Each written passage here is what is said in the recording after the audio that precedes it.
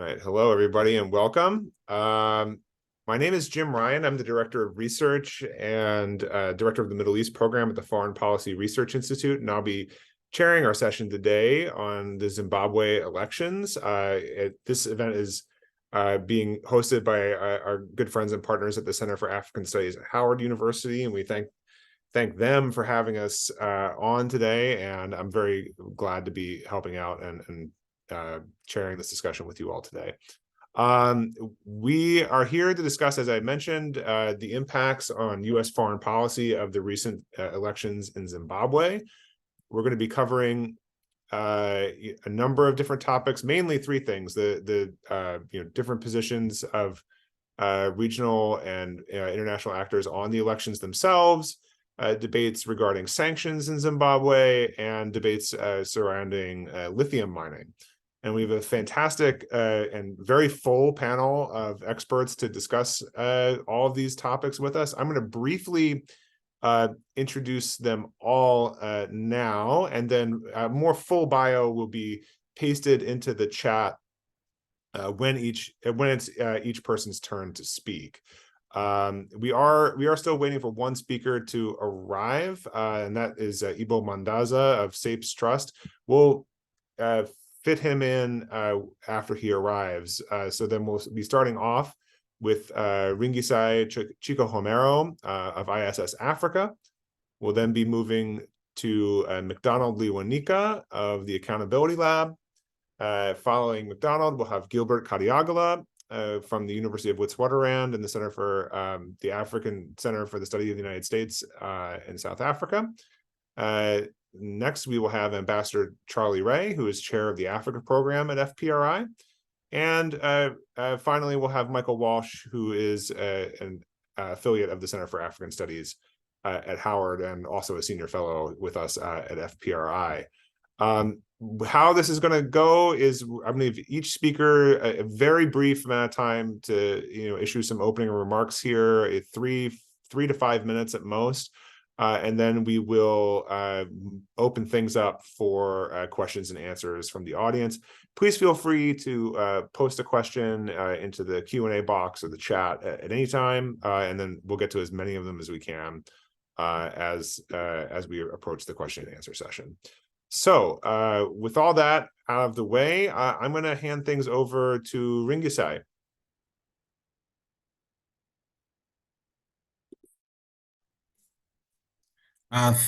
Thanks, James. And hello to everyone.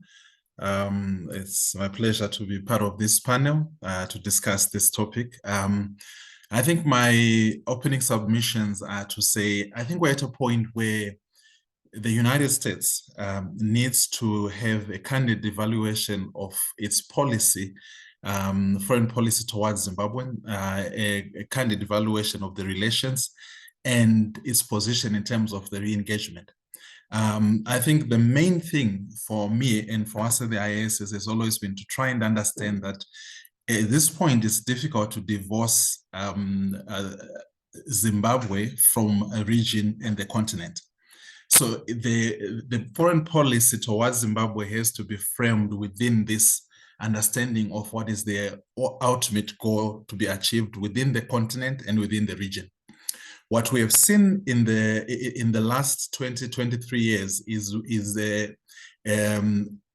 some sentiments of Zimbabwean exceptionalism that have led to invariably Zimbabwe building more alliances within its neighbors and within the region, and then forming a bulwark against the United States policies that are actually in one way intended to nudge or to motivate for behavior change towards good governance, alignment with global practices in terms of elections, democracy, and economic policies and individual rights.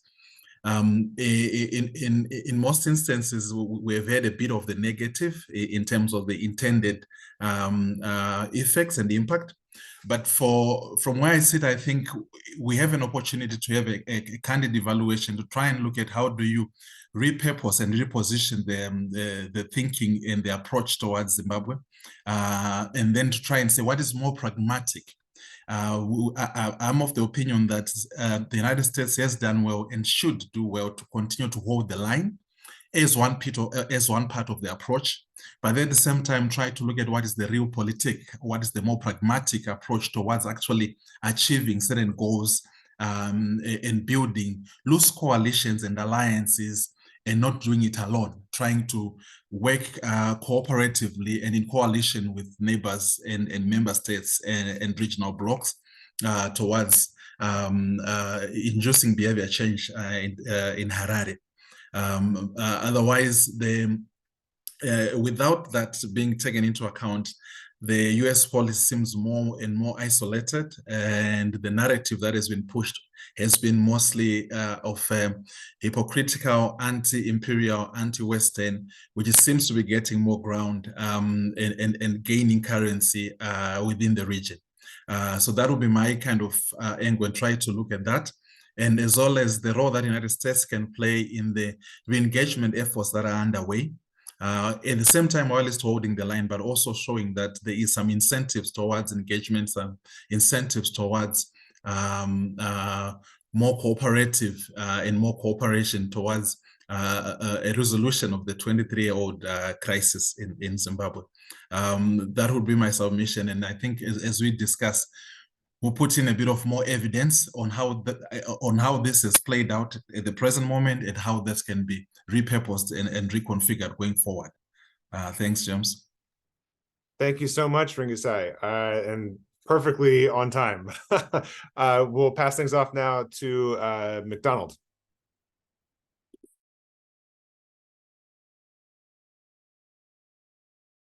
Thanks a lot. Thanks a lot, James. And yeah, just thanks to the organizers. I think this is a very, high-level panel. I don't know how I find myself here, but I'm happy to be here and to share my thoughts on the topic. And I think, as the previous speaker just mentioned, this question that we're looking at of the Zimbabwean elections and their impact on US foreign policy needs to be looked at in its proper historical perspective. I think that a lot of us in the room will remember the days when Zimbabwe was listed as one of the outposts of tyranny, the days when Zidera was penned, the days when targeted measures and sanctions were put in place. And I think that when we talk about any kind of recalibration, any kind of change, any kind of shift in US policy where Zimbabwe is concerned, I think we need to locate it in that historical conversation, because it gives us the basis for comparison. If we are motivating for continuity, are we saying that nothing has changed over the course of the last 23 years? If we are motivating for some shift or change or recalibration, what exactly has changed that warrants that particular thinking to begin to emerge? And I think that I think that Ringisai has begun to touch on some of the big sort of like headline issues that we need to be having in terms of this conversation. But just for the avoidance of doubt, back then when Zimbabwe was listed as one of the outposts of tyranny and targeted measures were put in place, it was on account of the violent nature of the politics that was there on the ground. It was on account of repressive laws and pieces of legislation that led to limited media freedoms, shrinking civic space, and undermining of democratic process. I think that was the situation that was there. And as I said, what we then need to ask ourselves is whether there have been substantive improvements where this particular election is concerned in relation to these key issues of concern, in order for us to begin having a meaningful conversation. And I think that a cursory analysis, just looking at the character, nature, and outcomes of this election in terms of its quality rather than its results, show that quite a number of issues that were of concern 20 years ago remain of concern at this particular point in time. Issues of violence have largely been reduced, and I think that is a good thing. But a peaceful election is supposed to be a normal thing. I think that the quality of elections and their credibility needs to be judged by more than fact or reality that they are peaceful, because that is supposed to be the order of the day. But in a situation like Zimbabwe, I think it's worth pointing out and worth celebrating that there was relative peace or limited violence where these elections were concerned. But other issues like the repressive pieces of legislation remain with us today.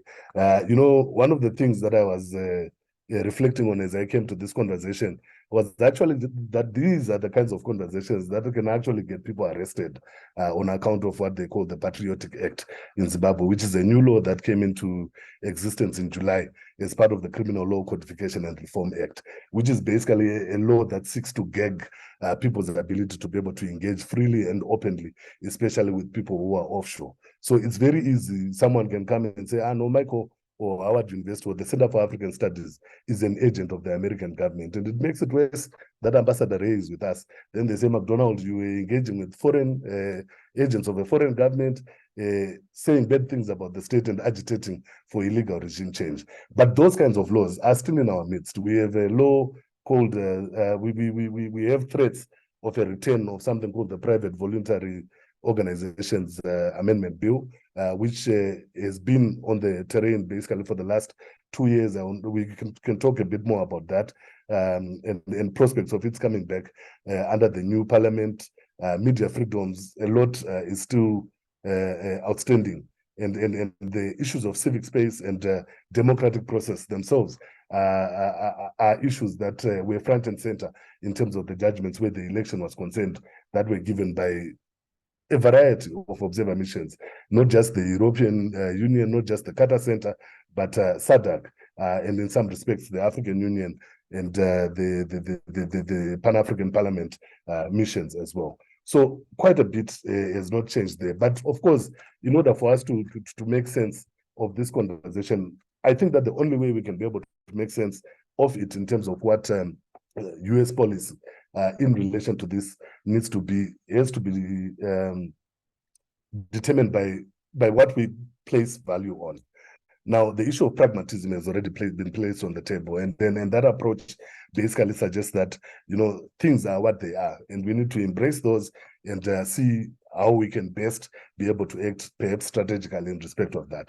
But there is another conversation that is to be had, and it's a conversation around principles and values, especially where the US is concerned and the immediate past history that has been there. I think that it's common cause that during the course of the last decade, there has been an autocratic turn that was emerging and which even us from a distance could identify where the US is concerned. The new administration or the Biden administration has tried to come back to the values around promoting democracy at home and abroad. And I think that is something just from a principles perspective and an interest perspective that the US needs to take into consideration as we think about what kind of policy framework can be put in place. I see, James, you are back on camera. I'm taking that as a suggestion that my 4 minutes are up. But yeah, I mean, I'm just placing this on the table, happy to have more substantive conversation on this and other issues that I have noted down as the conversation progresses. That was more a signal of interest than a subtle nudge, McDonald. I almost want to applaud that point, and I'll just say before we turn to Gilbert, I mean, that you raise a lot of really important issues that I don't think the United States has figured out in regards to countries it has treaty alliances with, let alone a country like Zimbabwe. So Gilbert, I will turn to you. Thank you, Jim, and thank you the organizers for the invitation. Let me just say 2 broad points. One is that sanctions have remained a major irritant in US-Zimbabwe relations. And I think it's been put here clearly for the last 23 years. My reading is that I don't think the Mnangagwa regime, like the Mugabe regime before it, is interested in ending sanctions for 2 primary reasons. I think sanctions remain the major tool for domestic legitimation because there is no real other measure, there's no other source of legitimation. And that's why the sanctions remain a very critical tool in that process of regime domestic legitimation. But two, I believe that sanctions benefit the government because it has never made any efforts to address the basic issues in the sanctions regime, particularly issues of political reforms. And McDonald is talking about the autocratic turn. The autocratic turn has always been with us, I think, in the Zimbabwean context, since the sanctions were put in place. And I think the last election demonstrates very clearly that Zimbabwe has never moved an inch from the very autocratic and authoritarian turn that it began under the Mugabe regime. So I think that needs to be understood clearly, that there has been no incentive on the part of the government to make any minimum reforms that would justify the lifting of sanctions. And I argue, therefore, lifting of sanctions would in fact undercut the regime's own legitimacy, because it's also going to unleash the kind of domestic pressures that the regime is not interested in. So what is the point of lifting sanctions? Because you're going then to lift some sanctions. There has to be some promise of serious movement towards political reforms, particularly around the elections. And Nagawa government has blown that occasion, in fact, to demonstrate that it's going to be different from the Mugabe government. My second point is that there has been some shift in the region towards the Zimbabwe crisis, but this shift is not substantial. This shift is essentially very cosmetic. I think we saw that demonstrated in the SADC observer mission, where there was some language that was much more bolder than we've ever seen before. And observers are using that to say there is in fact a momentous shift in regional approach towards the Zimbabwe crisis.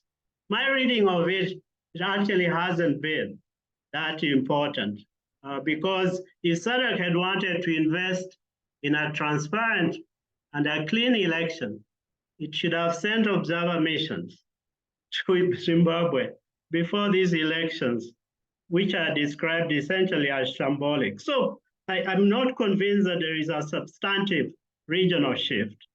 But finally, on the regional shift, I think we saw South Africa, President Ramaphosa at the UN, at least making a point of sneaking a sentence in the speech that says that sanctions against Zimbabwe must be lifted because they hurt a common person. So that has been the language over the last 20 years, that the sanctions have to be lifted because they hurt the common people. So that may be true, but I'm just saying the demonstration on what needs to be done on the sanction front will need to come from the Zimbabwean authorities. And to me, there has not been any demonstration on that bigger issue. So we still remain at a stalemate, I think, at the US-Zimbabwe relation, but also the region still remains at a stalemate over what needs to be done. I think those are my opening remarks, Jim, and thank you very much. Thank you, Gilbert, and very astute, I think. We're going to turn now to Ambassador Charlie Ray. Thank you, Jim, and I really feel ill-equipped to comment after these great comments from the preceding speakers. But I think I would like to point out a couple of issues. One, I don't think anyone was surprised at the outcome of the election. And I would echo one of the previous speakers who said, while there was less violence, there were other issues that came to play that made, I think, the outcome foreordained. You know, in 2017, when the military removed Robert Mugabe in the non-coup, there was a window of opportunity, I felt, for both sides, both the U.S. side and the Zimbabwe side, to get some forward momentum on this whole issue of U.S.-Zimbabwe relations and the sanctions. And unfortunately, for various reasons, I think neither side took advantage of that brief window of opportunity. On the Zimbabwe side, what was needed, I think, in order to justify an easing of sanctions would have been sincere movement toward a free and fair electoral process and inclusivity, which clearly I think we saw in this most recent election is not there. I think, you know, the use of the legal system to impede and in fact almost destroy any meaningful opposition, the quite questionable, in my view, administrative hiccups in provision of ballot. What I've heard recently are allegations of some post-election, even though limited violence, and I would point out a saying I remember being told when I was in Zimbabwe about violence. When you burned one village in that area, you no longer have to burn. All you have to do is shake a box of matches. And there was a lot of matchbox shaking, in my view, leading up to the election, and there's been some after. But the real key issue, and speaking of U.S. policy, just some comments there, and I will stop talking. This argument between principles and policy, or principles and pragmatism, I think misses a point. There is a way, in my view, that we could be, and I'm speaking now just on what I think the U.S. side should look at. We can be both pragmatic and principled at the same time. I agree with what Gilbert said. I think, you know, at this point, the government in Zimbabwe has done nothing that would justify the lifting of sanctions. And whether you are pro-sanction or anti-sanction, once they're in place, they take on a life of their own. But there is, I think, a way to be both pragmatic and principled, and that would be, you know, I stressed the term targeted. These sanctions are targeted at individuals and individual entities. And one of the issues that always bothers me is the fact that we put sanctions in place, and then it's like we fire and forget. While the government writ large in Zimbabwe has done nothing to justify any movement, in general movement of sanctions, I think looking at individuals who are on the sanctions list and looking at individuals who are not on the sanctions list and then making adjustments starts to send a pragmatic but principled signal that we are trying to use these sanctions for what we said, and that is to change behavior. We might not be able to change the behavior of the whole government, but we can address the behavior of those individuals who are on the sanctions list. And I'm looking at events over the last 8 or 10 years since I left Zimbabwe at a number of individuals who haven't been put on the sanctions list who probably should. I think we could start to change the equation just a bit. Whether it will change it substantially remains to be seen, and it certainly won't happen overnight. But that would be, I think, a way to stand on our principles, but also act pragmatic at the same time. And with that, I will yield the rest of my time to other speakers. Oh, thank you so much, Ambassador Ray. And I couldn't agree more that you know, the sanctions regime and you know, can always use tweaking, and it's a fire and forget, as you said. And in general, I'd be curious to see Michael address this, our next speaker. how these signals can be made more clear. What are the incentives, positive and negative, for this kind of reform, and what can the United States do to make that more clear to its partners, such as they exist in Zimbabwe. Go ahead. So the United States, through the mission, published the Integrated Country Strategy back in 2022. And when you look at the U.S. mission strategy in Zimbabwe, it starts off with the goal of trying to improve accountability and achieving democratic governance that serves an engaged citizenry and respects fundamental human rights. We are well over 12 months since the ICS was published, and we have to evaluate where we're at right now. So when you look at U.S. foreign policy in Zimbabwe, and you look at the goals and objectives that the U.S. government has for engagement with Zimbabwe, there has not been a lot of progress made on the goals and objectives that were declared. And so that's a huge challenge. When you go through some of the other areas of the ICS, you get to Zimbabwe becoming a responsible member of the global community and a reliable partner for addressing these challenges that exist within the country, within the region, and around the world. When you look at these goals and objectives and you sit back and you say, where are we 12 months later, 18 months later? Where are we going in the next 18 months?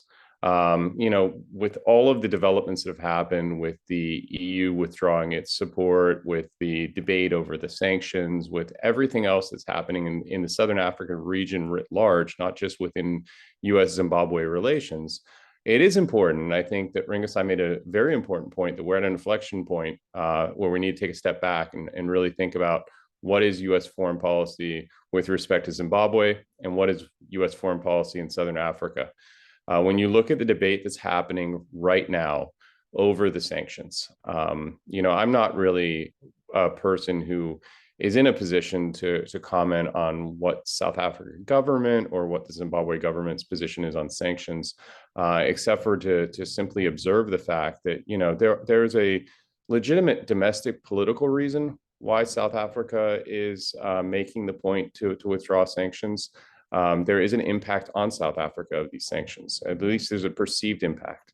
But it's also a very big domestic political issue for Ramaphosa when you look at the upcoming elections. Migration is a big issue in Zimbabwe, in South Africa. And the Zimbabwe migration is part of that. And so, there's a domestic political, and I think the US has to be realistic about that and understand where Ramaphosa is coming from when he's making those remarks. So when you look at the situation that we're in right now, and you look at where US foreign policy is right now, I don't think we've made a lot of progress. We haven't made this kind of progress that was needed to be made in the run-up to the elections. And we seem not to be making a lot of progress right now in the aftermath of the elections. And so the question is, how do we make progress? To Jim's point, what are the signals that need to be sent? I think that the question is, where do we need to make that engagement happen? Is it with Zimbabwe? Is it with South Africa? Is it somewhere else? Is it the SADC level? Is it at the African Union? That's what strategy is all about, and having a strategy and figuring out where that strategy should happen. Is it really a bureau strategy? Is it an agency strategy? Is it the mission strategy? Is it beyond the State Department? Is it somewhere else in the U.S. government that needs to have that strategy to lead on engagement on this? And that's a big question. When you look at the comments that were made by the President of the United States at the United Nations, and a lot of the focus that's happening on engagement in Africa with the new corridor that's coming from Angola that's going to go across and bisect the continent, that's a huge economic investment by the U.S. A lot of things are happening in Africa, but Zimbabwe is rarely part of that conversation. And so that speaks volumes to sort of the prioritization of Zimbabwe in U.S. foreign policy. It hasn't really been a priority. And that gets probably to Ambassador Ray's comments about, putting sanctions in and then not really managing those sanctions after the fact, because it hasn't really been a huge priority for the United States. The question is, should it be a priority?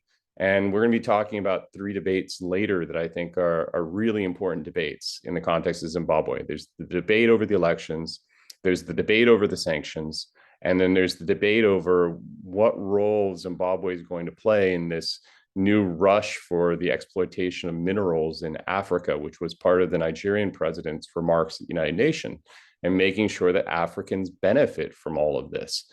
And that isn't just a lunge at China. That's a lunge at everyone. It's a question of, how does the average person benefit from the tremendous mineral wealth that exists in Africa as we start to move to this, greater utilization of those minerals to propel the global economy forward.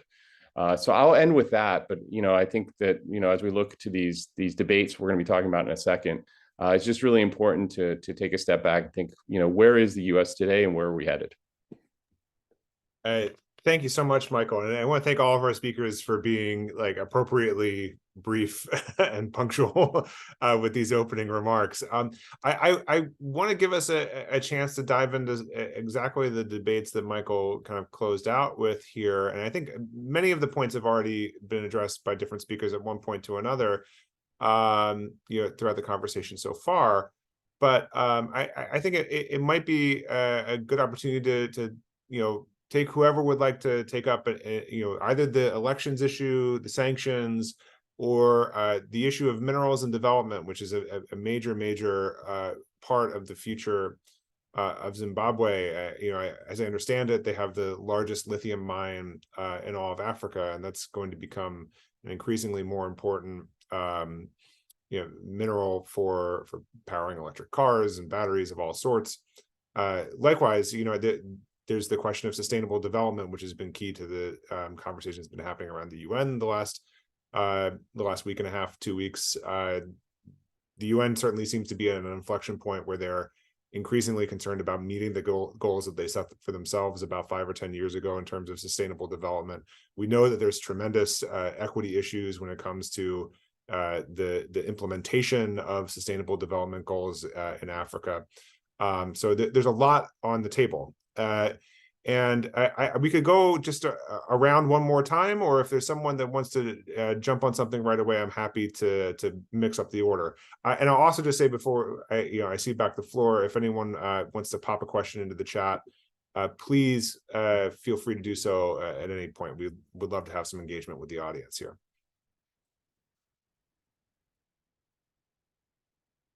If none of our panelists are going to jump in, if they've got something urgent they wanted to point out, maybe Ringisai, we can just go on back to you to see if there's anything you wanted to pick up from those major debates. Thanks, James. I think there are a few things. The biggest challenge we have when looking at Zimbabwe-US relations vis-a-vis sanctions is what possibly what Ambassador Charles Ray said, that once sanctions have been put in place, they take a life of their own. But at the same time, we have to come back and say, what do we really want to achieve? Do we want a prolonged standoff? Is there in the history or in how these things turn out, at what point are we going to say, okay, we have sufficient ground to begin some conversation? I think with the way that things are turning out, firstly to say, for the longest time, the US is not clearly articulated in the public domain where this actually plays out, where the narratives build up and the optics are built, where alliances are formed and where heels are dug deep in. The United States has not been upfront in explaining its positions and clearly articulating what the sanctions entail, what the intention is, and what are the turning points, if there are any. What are the points of compromise, if any, besides the either this or nothing at all. That's the first thing.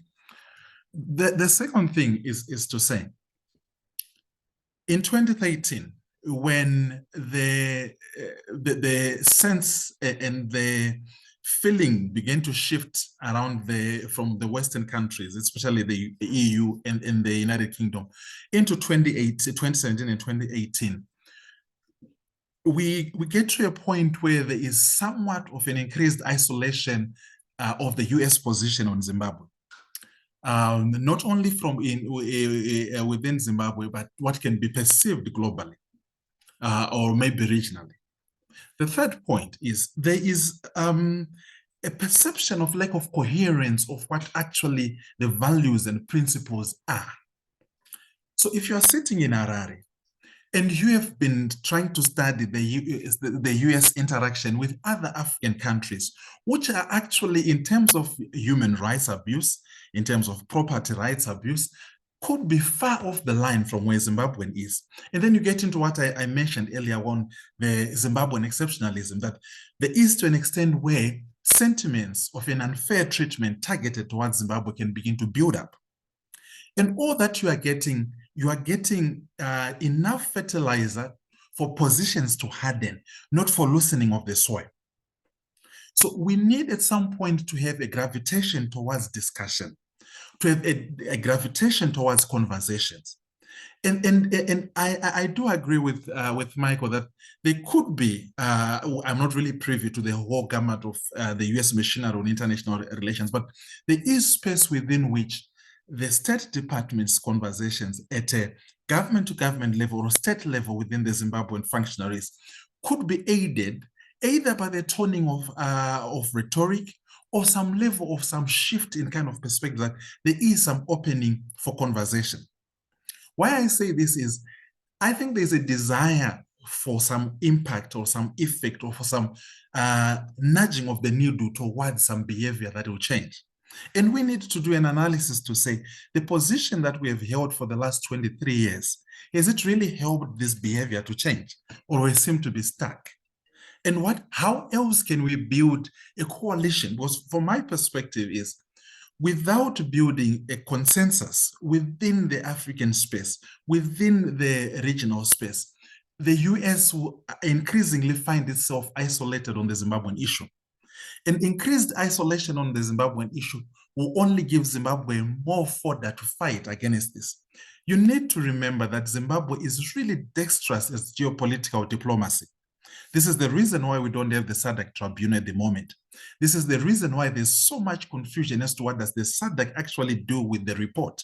Because Zimbabwe is an expert at geopolitics at the regional level. They know the conversations, they know the buttons to switch. What we are trying to say is, can we get into a space where the US holds its line consistently and at the same time begin to say, but in this holding of the line, if there is a space of conversation, we might not be fully for it, but let it roll on, let it get also a life of its own. And in this space, I'm speaking in terms of the Africa Development Bank-led process of debt relief and resolution, where they've come up with 3 pillars: the land reform, economic reforms, and governance. And I think this could be a likely space where we can actually begin to influence behavior. I do not think we are going to get a wholesome behavior change from the Harare administration. That is unlikely. But at what space, but we are provided with an opportunity to begin the conversation to say, okay, what is the give and take here? And I think this is really the conversations that we need to begin to look towards in terms of how do we actually get governance reforms working in Harare. Thanks so much, Ringisai. And I think you really point out how, I should say there's a couple of questions in the chat that I want to encourage the other speakers to keep in mind in their remarks, and they're directly to do with, what we think, upcoming US policy actions should be or would be in Zimbabwe over the next couple of years. And, bring up again the question of what has sanctions achieved. And I think what you're speaking to, Ringisai, and I think our panelists have echoed this in various ways so far, is that in a lot of ways, the issues here, at least as far as U.S. foreign policy is concerned, are much more fundamental in terms of where things sit, how we understand the problems, whether the United States really is in a position to do the kind of coalition building, which, I mean, in my view, often precedes prioritization in a lot of ways. And perhaps one way to understand or have a clearer sense of how Zimbabwe policy is prioritized, in the State Department or elsewhere in the U.S. foreign policy matrix, is to understand where the coalitions are, where that kind of consolidation is. So, I think you raise a number of really important and fundamental points. So, I will, continuing, sort of with the order we've set up here, I'll pass it off to McDonald, and we'll go from there. Yeah, no, thanks a lot again, James. I think that the conversation is not failing to excite me and inspire me. But I want to start my reflections by going back to my initial submission. That I think, okay, so let me start with the sanctions debate at the risk of engaging on it as someone who is in Zimbabwe and a Zimbabwean citizen. I think that as the sanctions debate is it blares a lot of issues, because you have that as a, if we are to take that as sort of like official US policy with regards to Zimbabwe, and the starting point would be that the war around rhetoric where the sanctions are concerned has been effectively won by the ruling party. And then this, I say this because as a practitioner, I know that we have not been able to engage on that subject, justify the existence of those sanctions for fear of being labeled as unpatriotic. And this is not something that is just emerging at this particular point in time. This is something that has eluded different generations of political and civic society leaders in terms of how to engage that particular subject is a political conversation to be had in Zimbabwe. I don't think that anyone is comfortable enough saying, yeah, put sanctions and so on and so forth, despite accusations that many different people have done so from the state. So at the level of rhetoric, narrative building and political engagement with the broad public, that debate has been lost to ZANU-PF. They've been adept at using it, weaponizing it, and instrumentalizing it to their advantage. And this is where I agree with Gilbert and others that at the end of the day, if something is working for you, why should it even be removed? Despite the calls from regional leaders like Ramaphosa, calls from the Zimbabwean government themselves. I think that it has served them well. On the inverse, it also then means that it has not saved the other side of the equation fairly well. But it is something that is important in terms of its symbolic value, in terms of its actual impact. I see the comment around sanctions affecting ordinary people. I think that is part of the rhetoric. That is part of the rhetoric, and we need to be able to do a proper study and analysis to try to see how the ordinary person is being affected by targeted sanctions.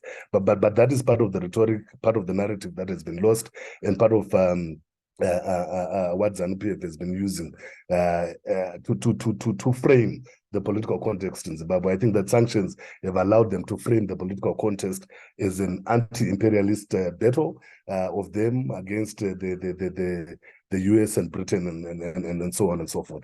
But there is symbolic value. I think that those who are pushing for change and thrive on solidarity would be happy to see that someone somewhere is doing something about it. So the example of the EU actions that were taken, that's not a lot of money that they've withdrawn, and they've withdrawn that amount of money post the elections.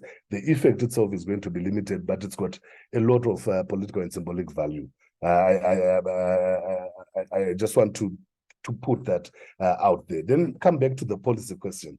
You have policy as pronounced and policy as acted. I don't think that anyone who was watching the run-up to the elections in Zimbabwe would think that a very acrimonious relationship exists between the US and Zimbabwe on account of what ZANU-PF functionaries and spokespersons were actually saying in relation to their engagement with the US. So despite all these things that we have in place, it is clear that there is some level of engagement that has been taking place between the two parties. So this thing that you are asking for, Ringisai, is actually in existence. It may not be codified, it may not be overt, but it's clear that there is some engagement that has been taking place. Now, given that reality, if that was not enough to lead to fundamental changes in behavior and action, in addition to the overt and pronounced measures that the US government has been put in place, I doubt that something else might be able to do that. The challenge that we're faced with where Zimbabwe is concerned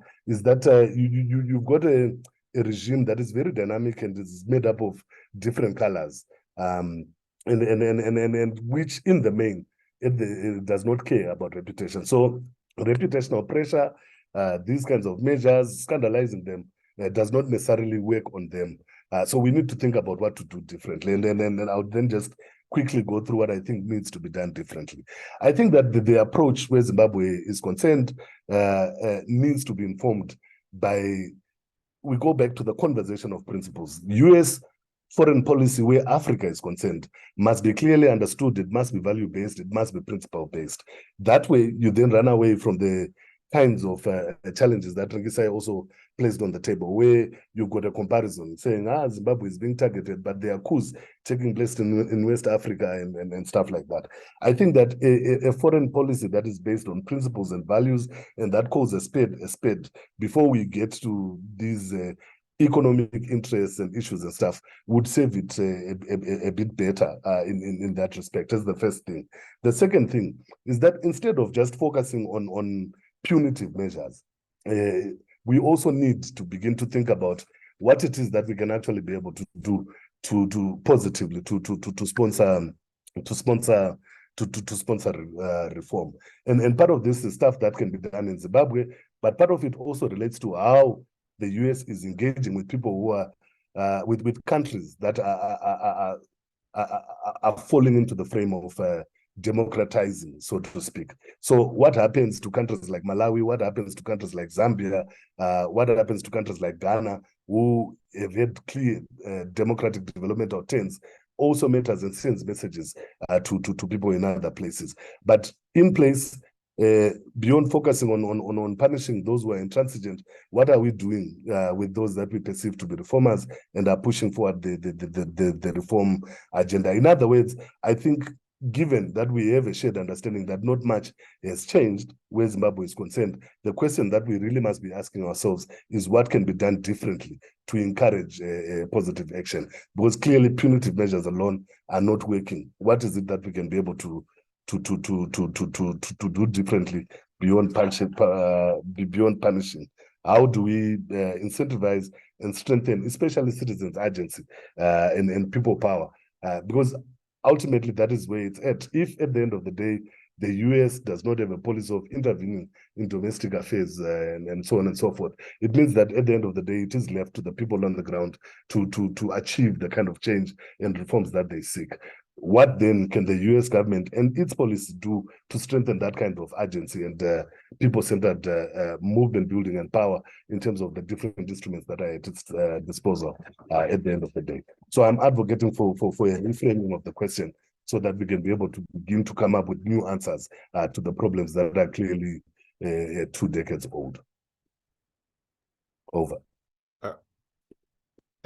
Sorry. Thank you so much, McDonald. And you raised a number of, again, very, very important points. And a lot of the discussion here is circling around, the use of sticks and the seeming absence of carrots, especially when it comes to, reforming and democratizing in a place like Zimbabwe.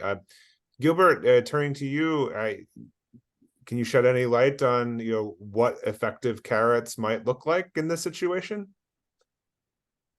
I think the EU, when it began to lift some of the sanctions earlier, was an incentive to the government in Zimbabwe to, in fact, begin opening up to what you'd call the broader West. And so I don't think we can separate the EU and the US in this respect. So I think it was an opening gesture that if there are reciprocal measures within Zimbabwe itself, especially on the governance, in the governance arena, there is no reason why the US should continue maintaining sanctions on Zimbabwe. To me, it's just a very straightforward story that sanctions were imposed at a moment when they were meant, in fact, to punish a regime that didn't seem to be reforming or addressing the governance issues. That's the first thing. But the second thing is that the government of Mnangagwa has been given opportunities. As I said, 2017, 2023, big opportunity to at least demonstrate that is moving from some of the old regime practices that led to sanctions. And I think that's why it ties the hands of those who are supposed to lift these sanctions, to say to them, what are we doing here? That there has never been any attempt to begin to move towards reforms that would address some of the basic issues in the functions regime. So I can understand Ringisai's point that, maybe there are worse regimes across Africa, but that was not the original intent of sanctions.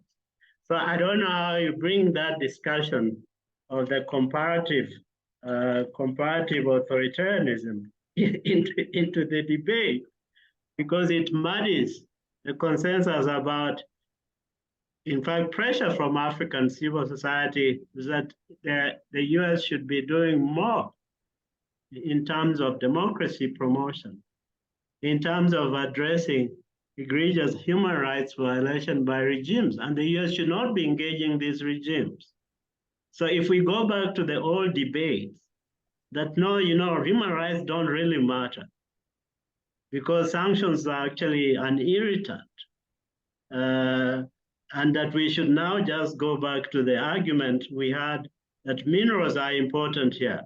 The US should be caring about lithium in Zimbabwe. Zimbabwe has always been a big strategic player in minerals, all kinds of minerals, and everybody knows that. So the issue about revisiting all debates to me is what is really problematic. And how do you strengthen the hands of the reformers, the civil society actors who have suffered under these regimes? And now we just need to remove, I think the point, we just need to remove sanctions because they are not working. And ostensibly, they are not working for US interests. And I don't believe that's the argument I think Ringisai meant to make. Is simply that things may be bad elsewhere, but sanctions were targeted at a problem that has not been resolved. And so pulling back from that very argument will really, in fact, diminish the Biden administration's orientation towards a foreign policy that is anchored on some principle. And I think that's the dilemma. But the easier position is simply forget about sanctions. Zimbabwe is an important player. We don't care about human rights, and we can engage a regime that continually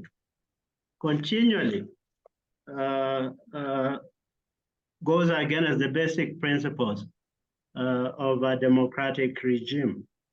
So those are my points, and I sympathize with the argument about there is a stalemate in the debates. But I'm saying we should understand why the debates have stalemate. The US continually engages Zimbabwean actors across the board. There is an embassy there. Our embassy has never been closed. There are avenues, therefore, for engagement. Zimbabwe has an embassy in Washington, and those avenues still remain as very critical in re-engaging a wide range of actors, if in fact there is a commitment on the part of the government to begin to re-engage the US? Jim, I should stop here for now. Thank you, Gilbert. No, you raise such important points. I mean, something personally I've been frustrated with when it comes to the turns in the Biden administration's foreign policy has been that there has been this sort of broad reorientation around defending democracy, standing up for human rights, pinning foreign policy along these values, but this is primarily in response to Russia's invasion of Ukraine, and these messages are focused primarily on Europe, and when it has come to policy in the Middle East or in Africa, these messages are much more muted. And this problem, insofar as we're talking about it in Zimbabwe, is not that much different than the kinds of positions the Biden administration has taken on Saudi Arabia or Iran, for that matter. Insofar as we see strategic interest there, and when there's strategic interest or a mineral or something in the ground that is useful to domestic politics, we're willing to. The administration is very willing to look the other way on human rights, on democratization, on reform. So turning to Ambassador Ray, this isn't a new problem. It's not a problem specific to Zimbabwe, but how can we start to square the circle a little bit more? Yeah, well, that's a very good question, and I would say, first of all, I completely agree that we need to reframe the narrative, and I would start. I think I spent 3 years as ambassador to Zimbabwe, and I probably spent the bulk of my time arguing with people over sanctions. And the problem is this: we in the argument about sanctions and in the way that ZANU-PF frames their comments and their propaganda, if you will. I mean, they use the term sanctions and they drop the word targeted. And we don't, in our response or non-response to them, bring that up. And there is a difference between sanctions in general against a country, as we have with North Korea, as we have with some other regimes around the world, and targeted sanctions. And I don't remember the exact number, but I think in terms of Zimbabwe, it's some 200. Less than 300 entities. And so in reframing the narrative, I would, my thoughts, and I'm no longer in government, so I'm only giving you my point of view, not what I think the US government's point of view. I'm not privy to their deliberations. But one of the ways I think we could reframe the narrative is to take actions that put the focus back on the fact that these are specifically targeted sanctions. One of the issues, for example, the propaganda message from ZANU-PF is that these sanctions hurt the average Zimbabwean. Well, we need to analyze these sanctions, these targeted sanctions, and determine where sanctions against a specific entity do in fact create collateral damage for Zimbabweans who are not involved in the political process. And in there, for example, I would refer to the Agriculture Bank of Zimbabwe. A point that I held even when I was ambassador is that if we sanction a bank, we indirectly sanction all of its customers. So maybe looking at specific entities, and if we determine, for example, that sanctioning an entity like the Agricultural Bank actually does more harm to average Zimbabweans than it does in terms of putting a squeeze on some individual who we feel has been an impediment to democratization. And in this case, I think the sanctioning of the Agricultural Bank was because the majority of the people controlling it were part of the ruling elite who were involved in some of the anti-democratic actions. But if the sanctions on that entity were lifted, that starts to undercut the propaganda argument that you're hurting the Zimbabwean people, because then you are you are doing what I think targeted sanctions should be doing, and that is you are looking at the specific points of pressure to get your message across. Another thing that I think should be done is to look at the landscape in Zimbabwe as it exists now and look, are there people who are actively engaged in these violations of human rights, of limiting freedom of speech and so on, who are not on the sanctions list? If there are people, there were people in government, in the ZANU-PF when I was there, who were, I felt, were willing to sort of step back from their party's general actions and be cooperative in getting other things done, but they were on the sanctions list, and we couldn't, however you want to put it, take them off that list. By that inaction, we are giving legs to their propaganda.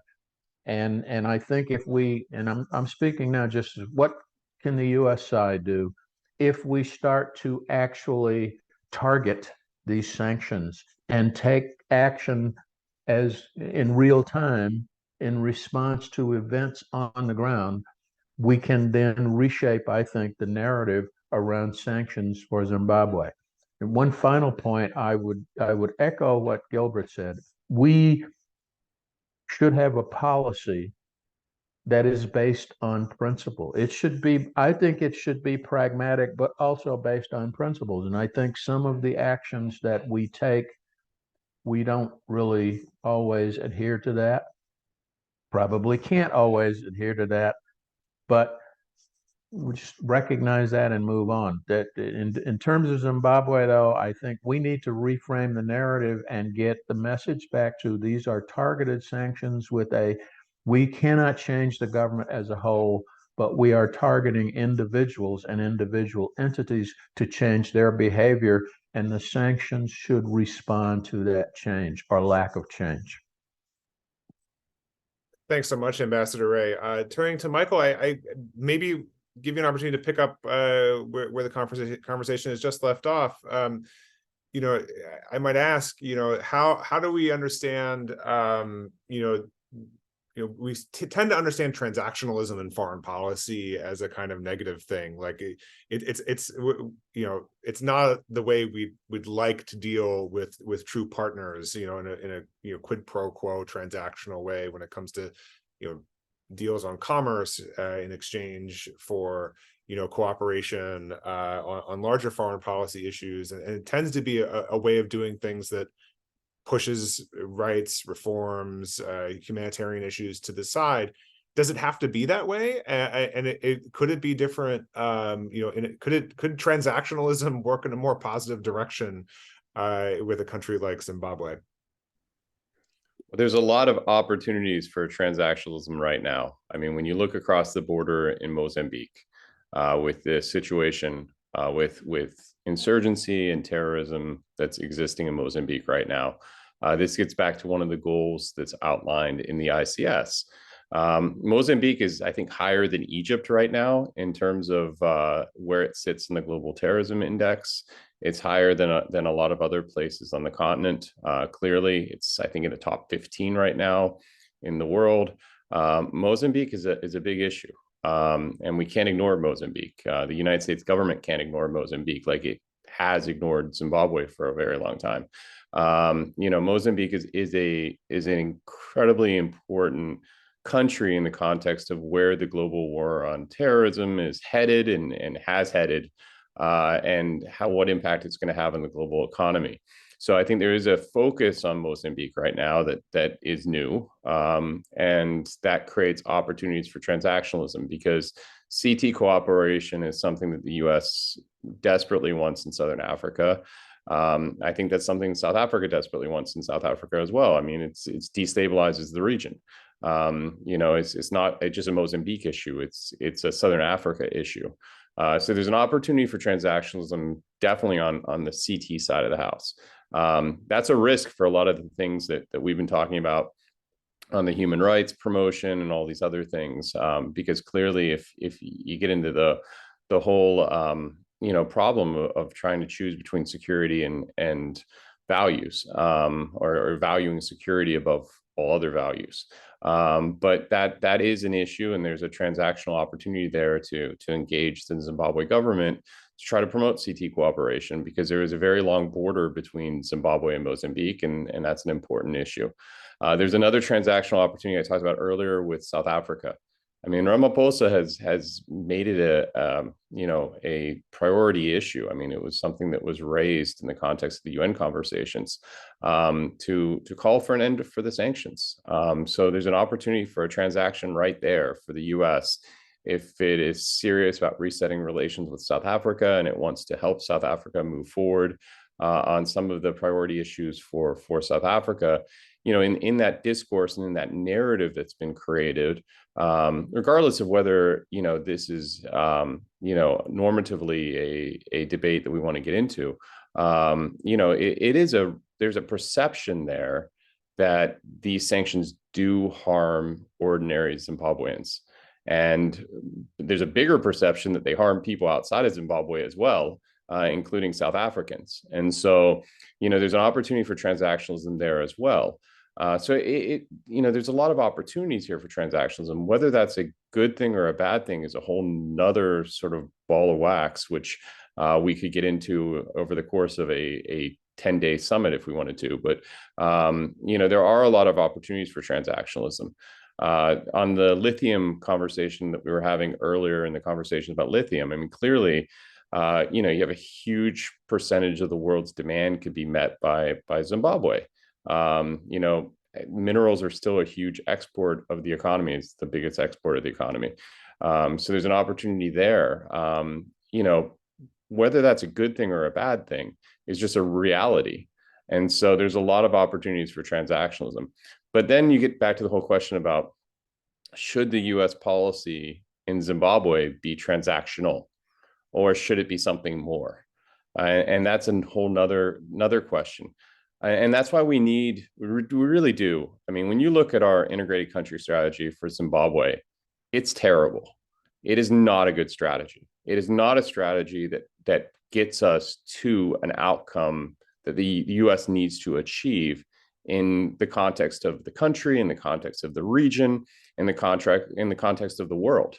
We need to have a really good strategy for engagement in Zimbabwe that helps to achieve our strategic objectives, not only in the country, but also in the region and in the world.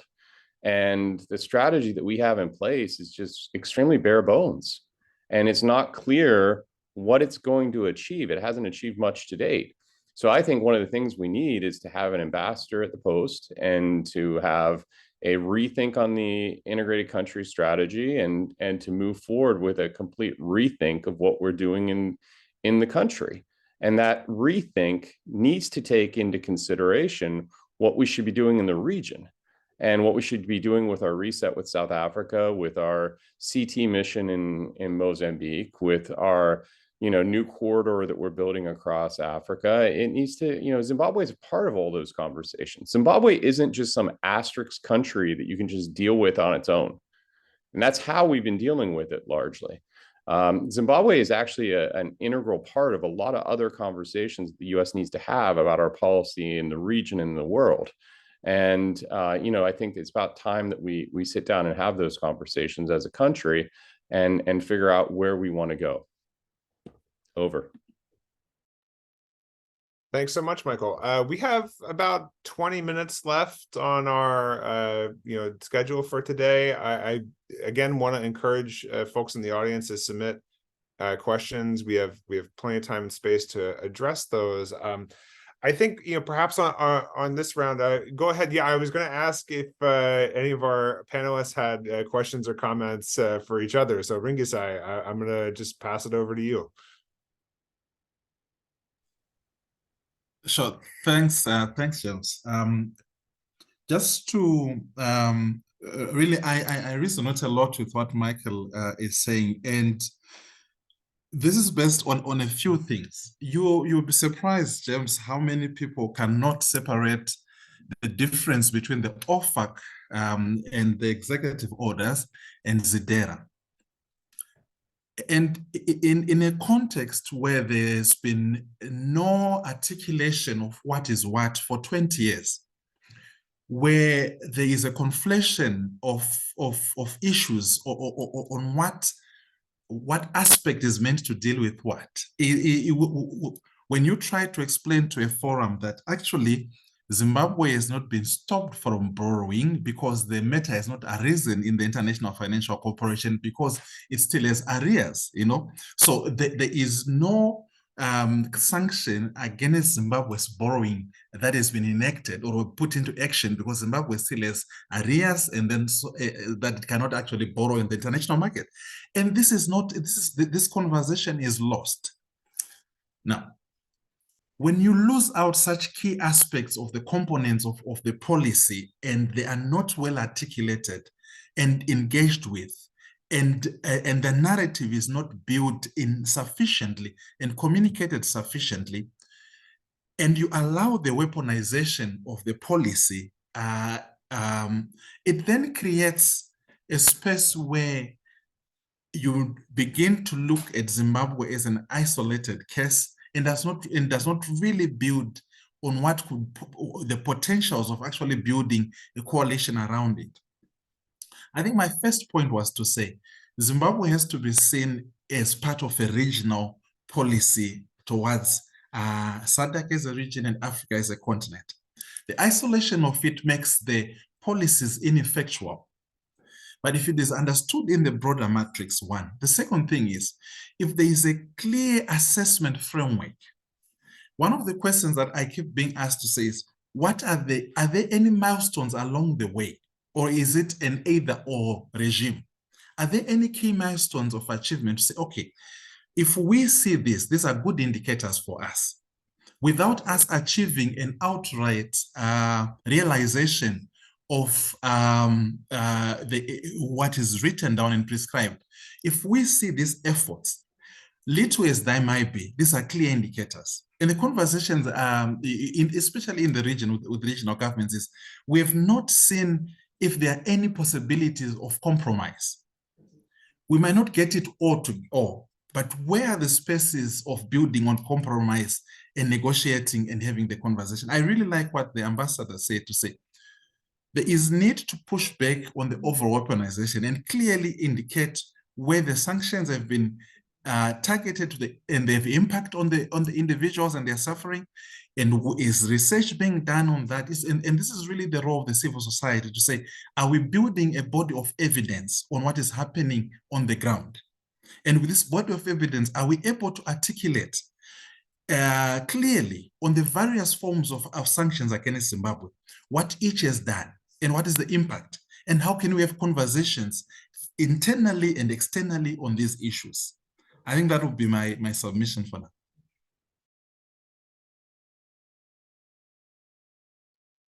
Thank you so much, Ringisai. Charlie, go ahead.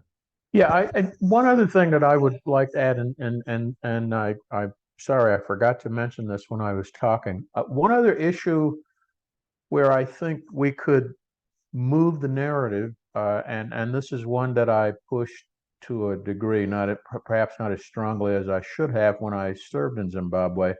But as you know, the SADC Peacekeeping Academy is located in Harare. And going to Michael's point about the issue in Mozambique of extremism, but also in terms of Africa-wide of SADC's participation in peacekeeping, well, actually globally, SADC's participation in UN peacekeeping missions. A limited, at least, form of support for the Peacekeeping Academy, I think, would also serve to sort of undermine ZANU-PF's weaponization of sanctions. As it is now, I don't know what it is presently, but when I was there, we could not do anything to support the SADC Peacekeeping Academy, one, because it was located in Zimbabwe, and two, because Zimbabwean military people would benefit from any training and support. And that's something I think we need to take another very close look at, because it would be without necessarily caving into or being too supportive of the larger Zimbabwean government would show that we are interested in the region and that we're trying to work to help the SADC region solve its problems. Thanks, Charlie. Is it Michael? Go ahead. There you go. Yeah, just to add on to what Ambassador Ray said, I think, this discourse that we have with the world and which our ambassadors have with the world, a lot of the discourse on Zimbabwe comes out of Zimbabwe. It comes out of people who are working on Zimbabwe. There's an opportunity for the U.S. ambassador in South Africa to have the conversation more often. There's an opportunity for the U.S. ambassador in Mozambique to have the conversation more often.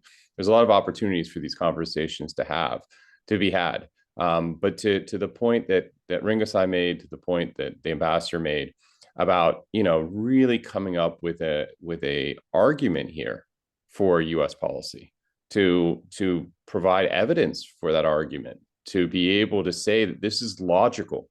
What the U.S. is doing is a logical approach to achieving the goals and objectives that we have in Zimbabwe, in the region, and in the world.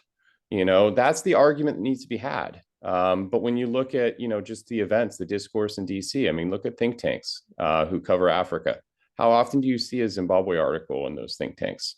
How often do you see conversations, like the one we're having today, webinars and events and things in Washington?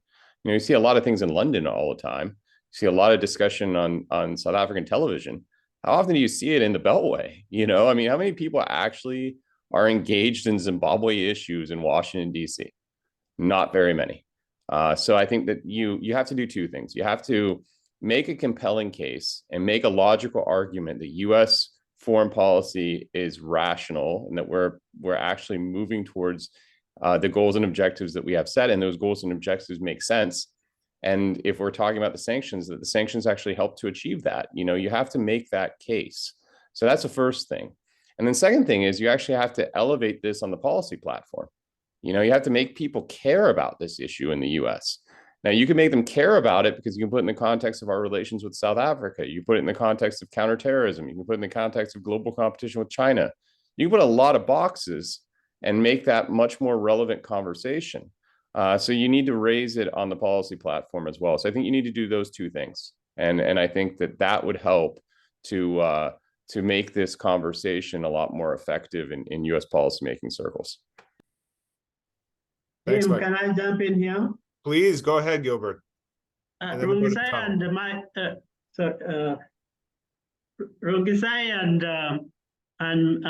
Mike are talking about a regional policy, and I don't really know what that means.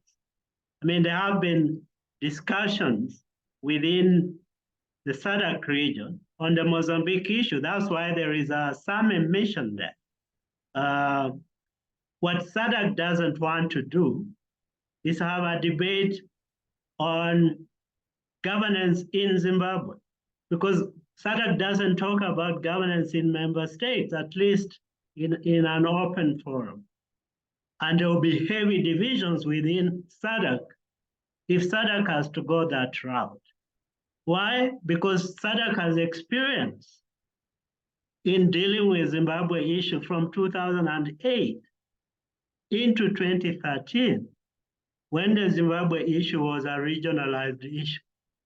And I don't think SADC has the stomach anymore to go into the debates that were led primarily by Thabo Mbeki in the 2008 period, Jacob Zuma into 2013.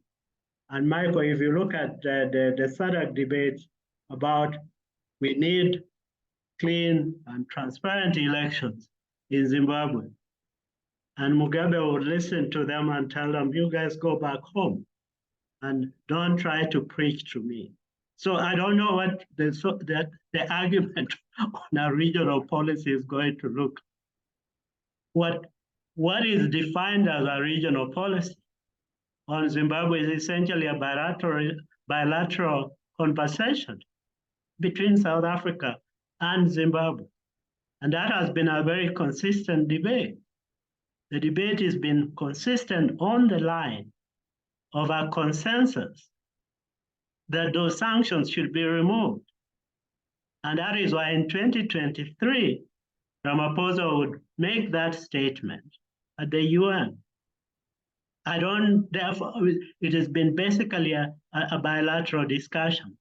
And that discussion, there's no debate because they agree that sanctions must be removed. But if you ask Ramaphosa, what needs to be done in Zimbabwe to remove sanctions, again, you get the whole argument. We think that the Zimbabwean authorities are responsible enough to make the kinds of changes that are important for their country. So the content of a regional conversation, to me, I can't understand it. And therefore, by the very same logic, I don't know how the US comes to the region and begin to initiate a regional discussion on governance in Zimbabwe.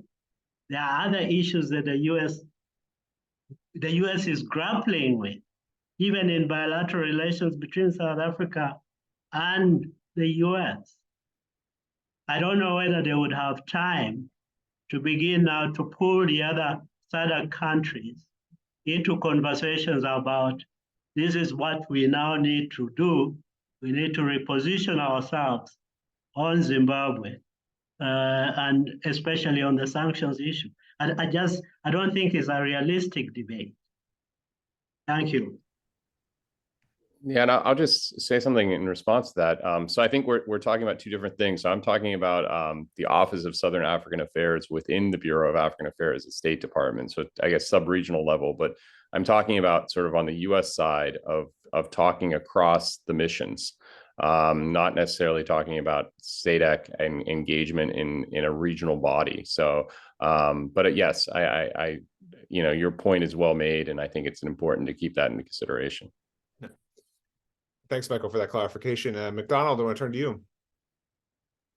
Okay, no, thanks a lot, James. And I do think that Michael is taking us in a direction that I think just from a policy perspective we need to be thinking about. This is a conversation around where the opportunities exist, and clearly, just in terms of US action itself, what is placing on the table definitely makes sense. In the same token around possible avenues of influence and where opportunities exist, there's something that was placed on the table by Ringisai earlier around the debt and arrears clearance program and the different subject matters that are supposed to be dealt with under that framework, land, governance, the economics and stuff like that. I think that an opportunity exists there. Part of the difficulty with identifying these kinds of opportunities is that sometimes, well, all the time, it takes two to tango. And a lot depends on whether there actually is interest around engagement or re-engagement or cooperation from the Zimbabwean government side. And the argument that that we have already placed on the table is that, in some respects, what we have seen is that this is a government that cares very little about its reputation on account of what it believes to be a strategic position that it occupies. Now, a conversation that we have not had during the course of this meeting, which we were hoping to have, was one around lithium and how we are lithium rich as a country, just from a deposits perspective, and what that means for Zimbabwe's position and the perception that it creates on the country around what it can do and how it can be able to leverage that particular position. I think that, perhaps in another conversation, we might need to just take that up a little bit more. But a lot depends on the appetite that the government of Zimbabwe itself has to reform and to engage. And at the moment, indications are that it is limited, which is why my advocacy was going beyond what we can do from a policy perspective where the state is concerned. The US interests, broadly speaking, are clear and as laid out in the CDCS and other policy instruments. How else can we be able to achieve them? And I think that there are a few suggestions that I have made around that. The other important thing that we need to think about is when we are talking about U.S. foreign policy and the audiences that the U.S. government perhaps needs to convince. We need to ask ourselves who those audiences are. And even though it would be good for the Zimbabwean public to be behind U.S. policy, the primary audience is definitely a domestic one. And I think that that is where the conversation around whether be it tough measures or soft measures, recalibration, that is where it needs to be fairly resonant. We can have the debate here and we can speculate about impact and stuff like that. And it would be good if part of that is informed by the aspirations and interests of Zimbabweans themselves. But I think that it does not need to be a primary audience. There was a time during Ambassador Thomas's days, if I'm not mistaken, when the US embassy actually went toe-to-toe, just in terms of the public debate and engagement on sanctions with the Herald and several government spokespersons. I don't think that that is something that is sustainable. They did it, and I think it was a good thing. They were clarifying the different positions. But there is a limit to which an embassy can be able to engage in that toe-to-toe kind of engagement with a host government. So even though we want the position to be clarified, strengthened, and the narrative to be decent, I think that we need to be clear that the audience just might not, the primary audience might not need or does not need to be a Zimbabwean Zimbabwean audience per se. Then lastly, just back to the debt and arrears clearance conversation, I think that as we think about U.S. foreign policy on Zimbabwe, it is important for us to think about what kind of links and leverage that the U.S. might be able to exercise where Zimbabwe is concerned. And as I mentioned, I think that that is one platform. It is bringing multiple stakeholders. It allows the U.S. to insist on certain governance reforms, certain economic reforms, certain addressing of particular questions with regards to the land reform, but not doing so in unison. It is doing so in community with other people who are owed something by the government of Zimbabwe. I think that there may be opportunities there. And those opportunities exist, not because the government of Zimbabwe is willing, but is willing to engage on them, but because there is leverage that exists, and that leverage is in the form of the external debt that the country owes. So we need to look for other opportunities like that in order to have an impact. It's not going to be just about willingness and the goodness of the state's heart, if it has one. Thank you so much, McDonald. So we are just about at time here. So I really want to extend our thanks, my thanks to Anya and Krista Johnson, the director for the Center of African Studies at Howard, for hosting us today. I want to thank each of our panelists, Ringisai, McDonald, Gilbert, Charlie, and Michael, for joining us in a really vibrant conversation. And I hope it's one that we can continue both in this forum, at forums at FPRI, or on our website and other places in the not too distant future. Thank you all for coming, and I hope we'll see you again soon.